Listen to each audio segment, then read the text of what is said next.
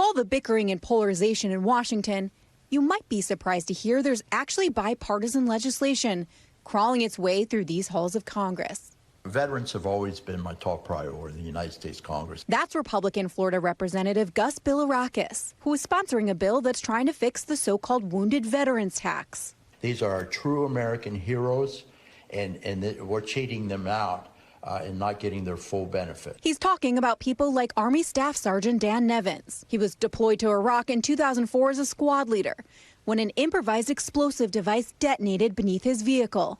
I remember everything about that day, fortunately or unfortunately. The blast killed his platoon sergeant and took both of Nevin's legs. The last sort of vision, if you will, and it was my 10-year-old daughter, but she was all grown up and dressed in white head to toe and walking down the aisle without her dad. And I was like, I'm alive. I have to do something to keep it that way.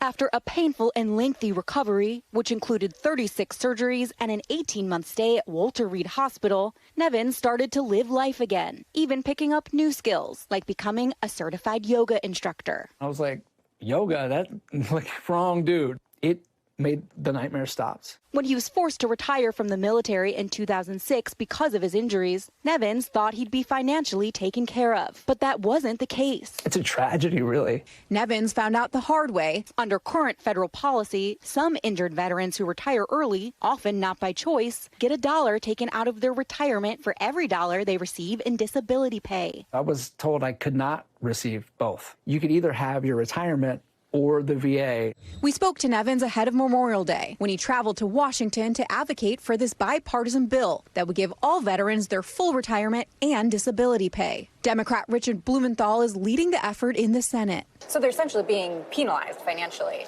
They're being penalized for being wounded.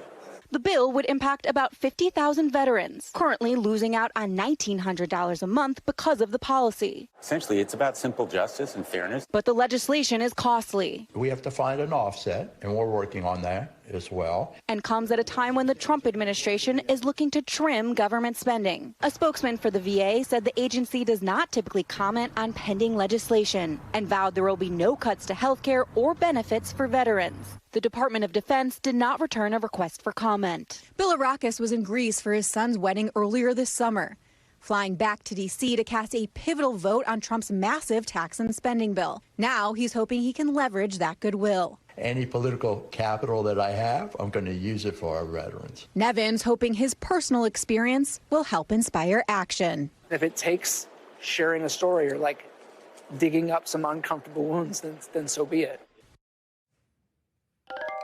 And Mel Zanona joins me now here on set. Mel, it's so good to have you here. This bill faces an uphill battle, right? Yeah, that's exactly right. First of all, they have to fund the government by the end of this month. That's going to consume a ton of oxygen on Capitol Hill. And there's already signs that that is going to be a real showdown because Democrats do not want to give in. They want to fight against Trump, against some of his actions, some of his recent policies.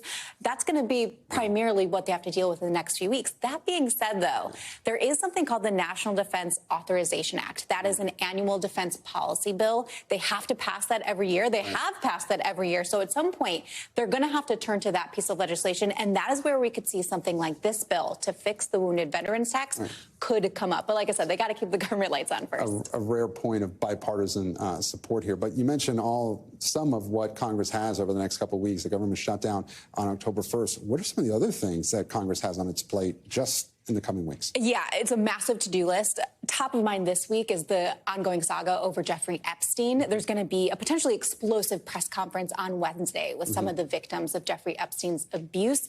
There's also going to be a subpoena deadline next week for the Jeffrey Epstein estate. That's something the House Oversight Committee issued a subpoena for. And then finally, there's also going to be a bipartisan duo that is pushing to force a vote releasing all the files immediately without redactions. GOP leadership looking to avoid that, but that could really heat up this week as well. Mel Zanona, our Capitol Hill correspondent, you will be busy this week and next, I'm sure. We thank you for watching. And remember, stay updated on breaking news and top stories on the NBC News app or watch live on our YouTube channel.